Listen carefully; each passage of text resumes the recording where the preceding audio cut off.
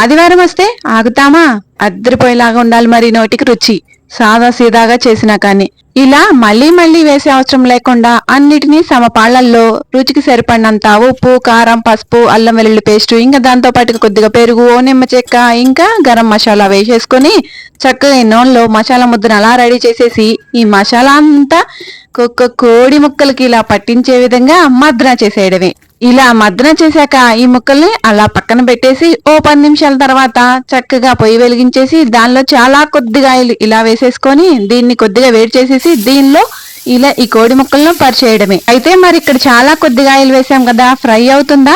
ఎందుకు అవదండి, కోడి కూరలోంచి నీరు వస్తుంది కదా, ఆ నీరుతోటి ఇలా ఉడికించేసామంటే ఓ 10 నిమిషాల తర్వాత చక్కగా గ్రేవీతో లాంటి ఉండే ఫ్రై రెడీ అయిపోతుంది. అబ్బబ్బబ్బా, పోలా అద్రిపోలా, ఇక నోటికి ఏమన్నా ఉంటుందా మరి.